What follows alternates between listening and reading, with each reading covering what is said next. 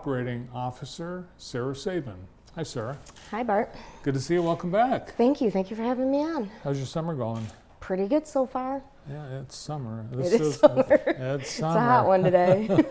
I think there's going to be a few people that are going to be kind of skating out of town early this week with the super hot weather. Oh, yeah. You guys have some exciting things happening. One of the things that you have been great about is the mental health services that you are providing in our area schools. And that's expanding. Yes, it is. We are very excited that we were able to apply for an expansion, and we partnered with Western Elementaries to be able to do that partnership and expansion. So we were awarded an additional grant that will allow us to provide behavioral health services in their new elementary that they're building. So sometime this fall we'll get ready and kick that off. Yeah, I think their plan is to, by the end of the first half of the year, by December, that they'll have students in the building. Yes, so we're, again, extremely excited. Western definitely came to the table, was able to demonstrate that they have some really good systems in place already that are helping students out. And the one thing that they were missing was really that individual therapy. So that's where we'll come in and be able to provide that individual therapy to students. We'll be able to remove that barrier of transportation, the barrier of like financial difficulties with, a lot of individuals have some pretty high deductible plans for their insurance, so they have to meet that deductible before that insurance kicks in, so that can be a barrier. And this funding that we receive from the state allows us to remove all of those barriers and just focus on providing that mental health support to that student. And you're hiring a therapist for this? Yep, we are going to hire hopefully 2 therapists that'll split their time out there together, and then they can run, we're hoping to run some trauma groups and social skills groups and whatever else the administration says that they need. We're hoping to be able to fill that gap then. Wow, so K-5, K-6, what kinds of issues, emotional issues do you typically see in that age population? Yep. So typically with that population, we do see a lot of just kind of outward acting out behaviors that are typically kind of driven by either anxiety, depression, or again, childhood trauma. So, that is our plan, is to be able to kind of help support those children early on, so that way they get the services that they need, they get the support, they can kind of understand what's going on, be able to put a name to it, and then develop some more positive, healthy coping skills to handle that stressors that are in their life. And then hopefully, it'll prevent them from needing further services down the road. Now, a child doesn't make that decision on their own to seek some help, do they? Sometimes kids will identify that, something's just wrong. I don't feel right. I'm angry and I don't want to be this way.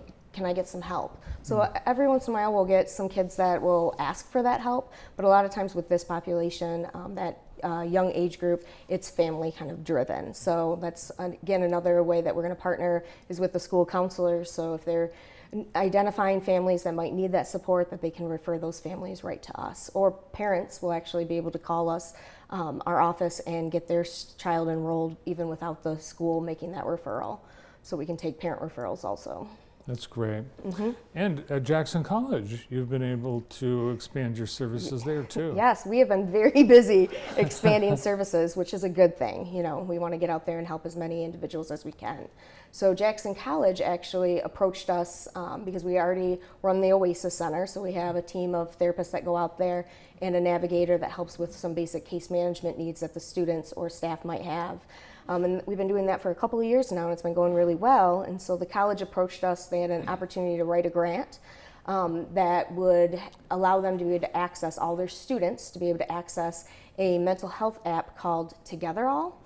And what that app does is it provides a community space for students to reach out on it and talk with other students anonymously about kind of what they're struggling with. So you might be able to connect on the app with a group of other freshmen that are struggling with transitioning away from home and being on a college campus, or students who maybe they had a significant loss in their life. They lost a parent or somebody who was that important figure in their life, and they're trying to figure out how do I do this without that person here supporting me. So that the idea of the app is, again, it brings students together with similar situations, and then they can support each other, and then they also have a mental health professional who's monitoring those chats, monitoring kind of the groups and supporting them. So we're really excited that they were able to access that app. And then the other piece of the grant was adding another mental health provider out at the college. So instead of us just having the one therapist that's there during the day, we'll have an additional person out there. His name's Aaron. I think he's going to do a great job. And what his role will be is really about engagement. How do we engage these college students in different activities that bring mental health awareness? How do we help them during times, we know during exam time, students tend to kind of struggle, even adults struggle with those exams. And so the whole point of this addition is so that Aaron can put some additional supports in place and try to help be proactive during those stressful times that the students are experiencing. Yeah, and if there's been any question as to the need for the Oasis Center at Jackson College, all you have to do is see that it is being used. It is very busy. And credit to Jackson College, because they've gotten very creative about finding funding to keep some of these services going, because in some parts of the state, they've been reduced or eliminated. Yes, and again, I think the college does an excellent job with recognizing how vital it is to have that mental health support for the students on campus, but also, again, the staff members, so that they're able to then, again, access that service with no barriers. Well, you're big on partnership at Family Service and Children's Aid, Western Schools, Jackson College. Also, Lifeways, you've got something going with them. Yes, we do. So we were approached by Lifeways about potentially, starting some new programming at our agency. So we were very excited that they identified us as a good partner to do that. So we're getting ready to kick off what is called DBT. And then that group will be for adolescents and their family. So it really looks at youth that are really struggling with suicidal ideation, that tend to be in crisis a lot, and it's helping them support and learn about their condition, learn different coping skills, ways to kind of monitor their mental health.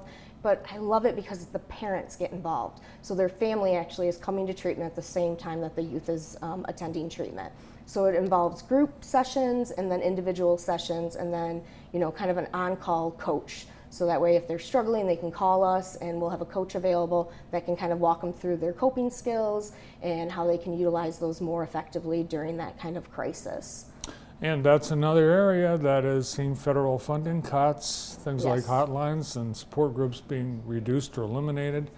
Good to see we are continuing and actually growing that here in our community. Yes. I mean, there's a lot of concerns with the funding cuts that have gone through, and we are very lucky that in Jackson we have become creative. We got some great partners that have come to the table to say, hey, how can we support you? How can we keep things going? And we have a lot of really good advocates here in our community that are advocating at a state level to make sure that some of those funding streams stay in place so that locally we're not struggling. Awesome. Well, Sarah, we appreciate all the updates. Thanks for all the good news, and keep up the great work. Thank you very much. Good to see you. Oh, you have permission now. You can go to the lake. Thank you. That's where I'm going. Sarah Sabin, the Chief Operating Officer at Family Service and Children's Aid.